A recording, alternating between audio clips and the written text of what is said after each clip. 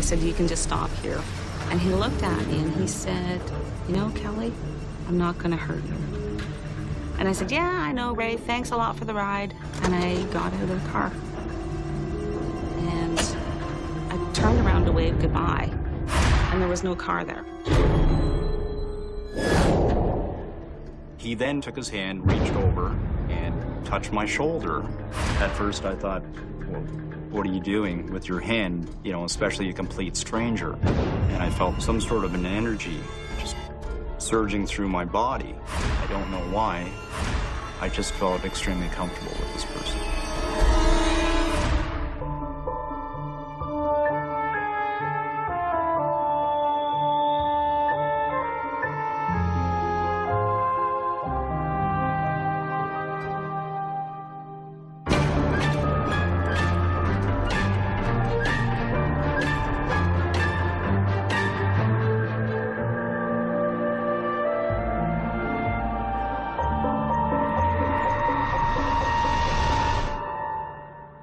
That time of my life was really difficult. I was newly separated, and my former husband was having a difficult time coming to terms with that, and so there was a lot of tension. And at the same time, my children were for the very first time away from me for weekends, so I was very lost. I couldn't actually sleep.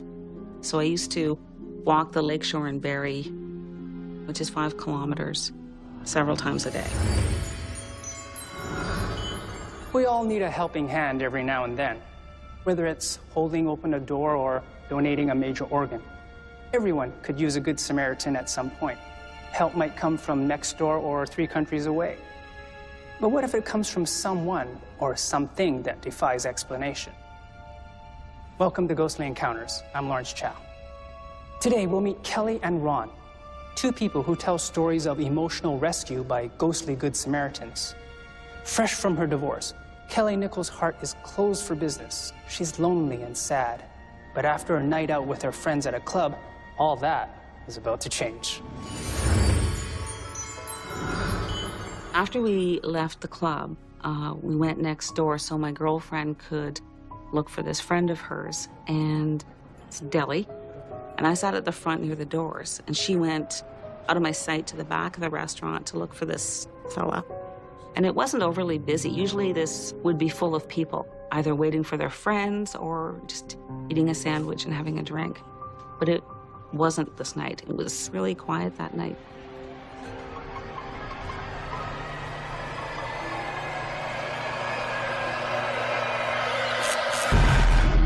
I looked around the room, and there was a guy sitting across from me in a booth, and he had a lot of food. He had like a humongous deli sandwich. He had a bowl of soup, he had a large pop, and I think he had dessert.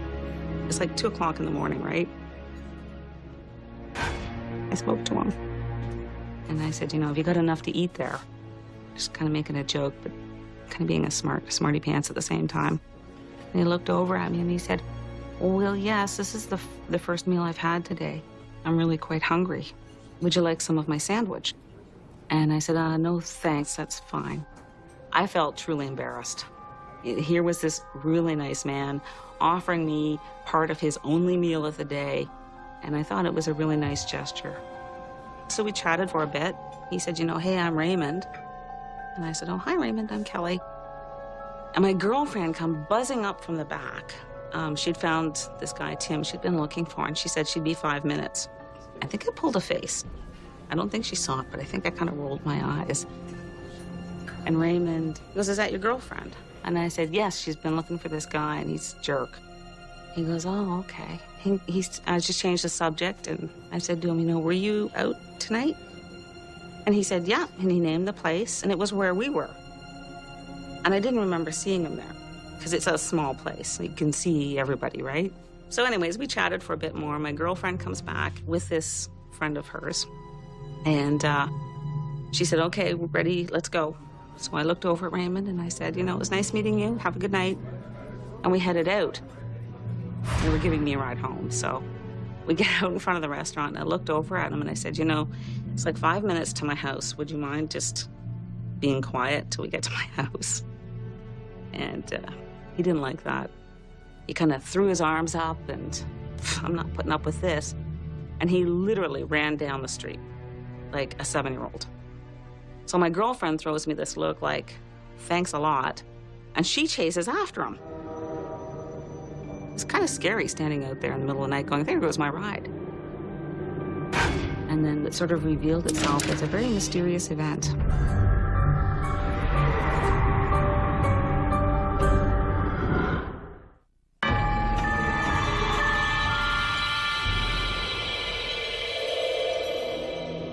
It's 2 o'clock in the morning.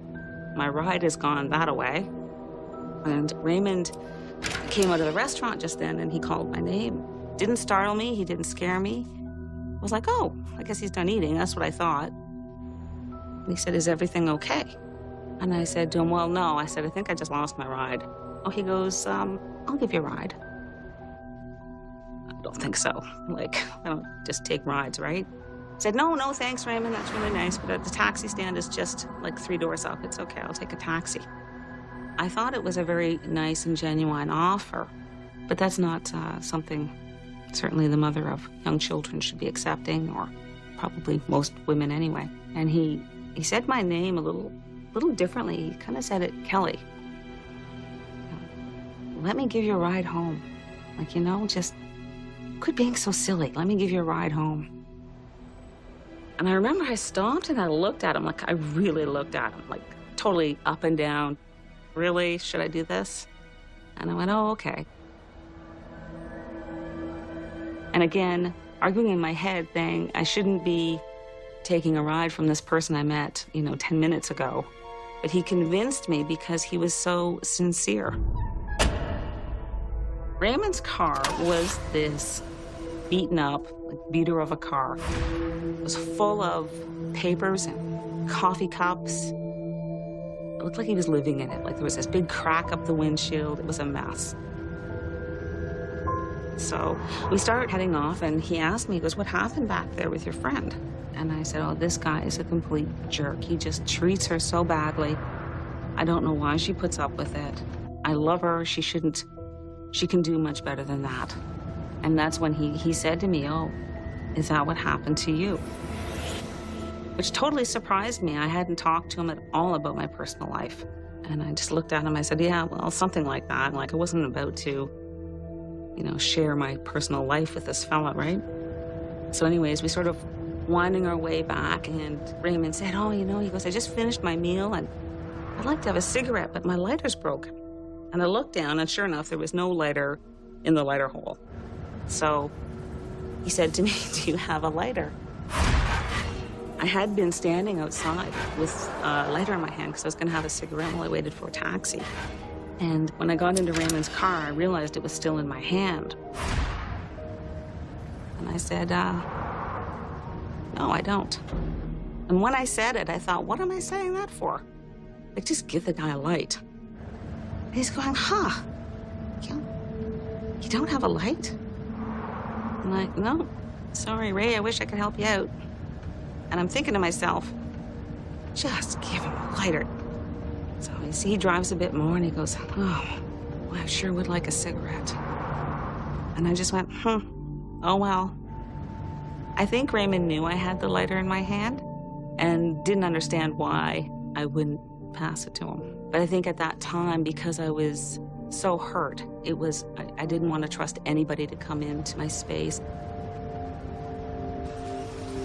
And by then, we were very close to my house, and I said, you can just stop here. Thanks for the ride. And he looked at me, and he said in the kindest, most sincerest way, Kelly, I'm not going to hurt you. And it was really touching, actually. And I didn't know how to deal with that. Like, I didn't know how to respond to it. And I said, yeah, I know, Ray, thanks a lot for the ride. And I got out of the car. And I stepped onto the curb, and I turned around to wave goodbye, and there was no car there.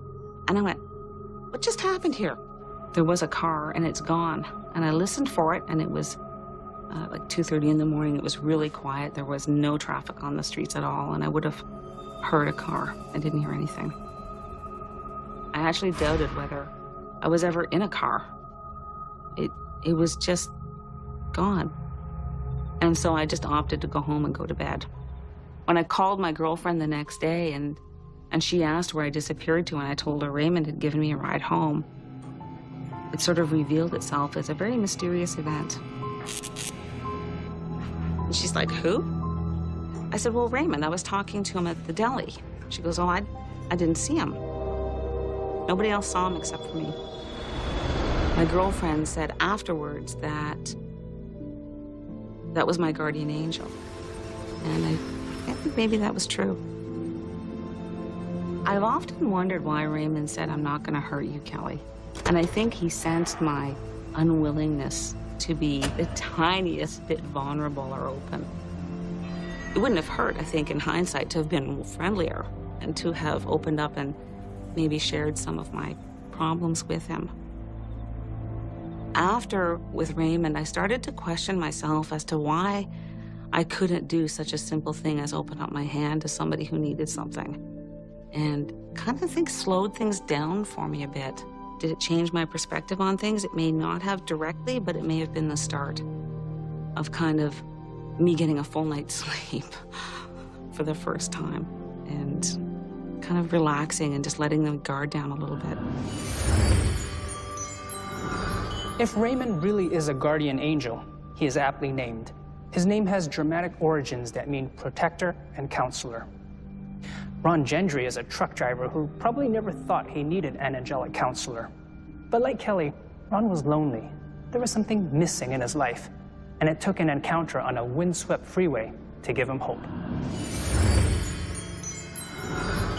There's a lot of variables to driving a truck.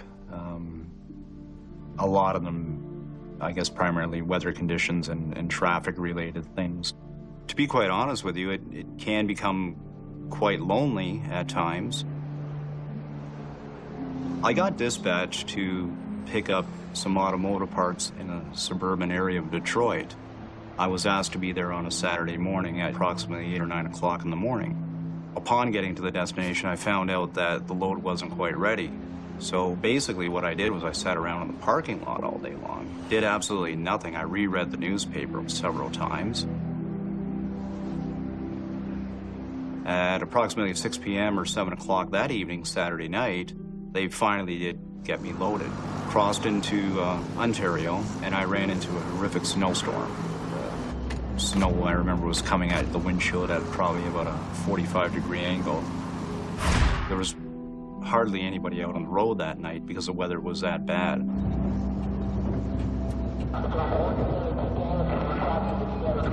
What had happened then is somebody had called over the CB radio. There was something definitely different or mysterious about this individual.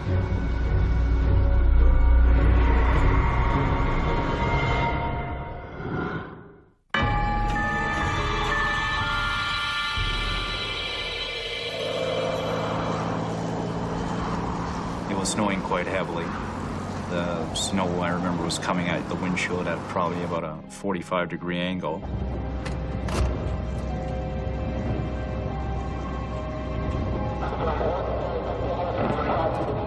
What had happened then is somebody had called over the CB radio, and he had a southern accent. Somebody perhaps from Alabama or Tennessee, that sort of thing. The driver indicated to me that he was pretty nervous driving in the snow because he'd never driven in the snow before. So I came upon a truck, asked him if that was possibly him, and he said yes, and I ended up driving around him, and he felt a little bit more settled in and a little bit more comfortable following me. I remember telling him, I said, well, just follow my lights just to make sure that you're on the road. But if I drive into the ditch, don't follow my lights into the ditch, right? So I got a little bit of a chuckle out of that. About 15 minutes had passed. He was really dying for a coffee, so I told him, I said, well, we have a franchise up here at a service plaza. We ended up driving in there. I pulled my truck into the rest area, or the actual service plaza. It was pretty vacant for a Saturday evening. I think it had a lot to do with the blizzard. He pulled his rig directly in behind me, and I got out of my truck and met him. He had coveralls. He stood about 6'6". And we sat down. He had a sandwich. And to be quite honest with you, I can't recall what we really talked about. I think if anything, we basically maybe have talked about the weather and road-related things, and that was primarily about it.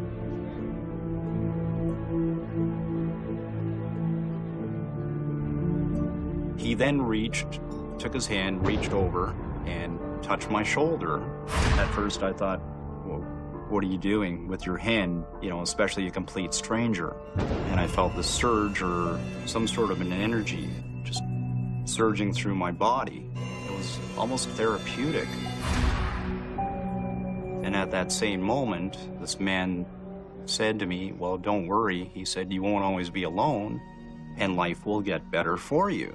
I guess my initial reaction is that my mouth dropped, and I looked at him and I thought, what are you, a mind reader? And who are you, and where did you come from? Because we absolutely did not talk about myself or personal life. I never really even questioned the individual about what he was saying or what he was doing. I don't know why. I just felt extremely comfortable with this person. Throughout the day, I guess I got a little frustrated, a little agitated, thinking that, well, I just pretty much blew half of my weekend. And also feeling a little isolated and very much alone, because I thought I'm actually going to be going home. But being a single person, there was absolutely nobody waiting at home for me. So I kind of felt a little blue and sort of a combination of frustrated, that sort of thing.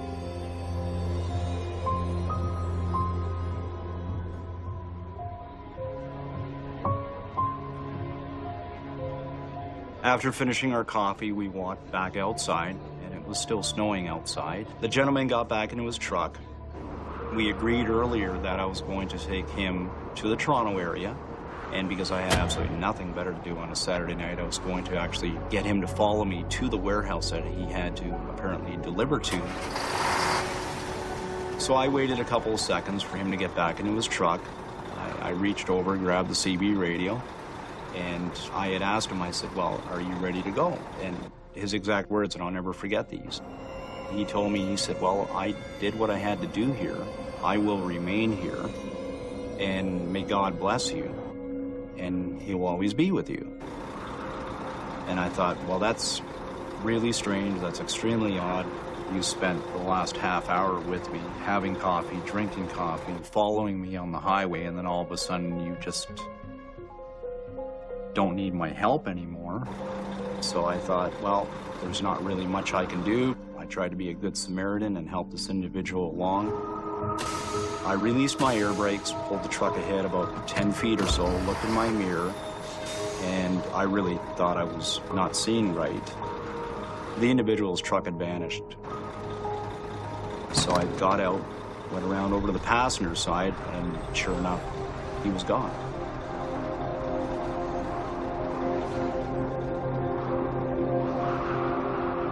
There's no way this individual could have driven around me or exited the parking lot without me actually seeing him. He vanished into thin air, him and his truck. I spoke to a friend of mine the next day, and she basically came up with an assumption, and she told me, she said, yeah, this individual is your guardian angel. And to be quite honest with you, I mean, I don't know. To me, that makes sense. I really, truly believe that things are meant for a reason in life. And for whatever particular reason, I really believe that this gentleman, or whoever, or whatever he is, entered my life to somehow let me know that everything was going to be okay.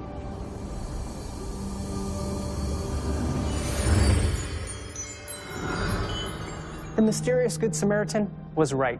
Things turned out okay, and Ron is no longer alone.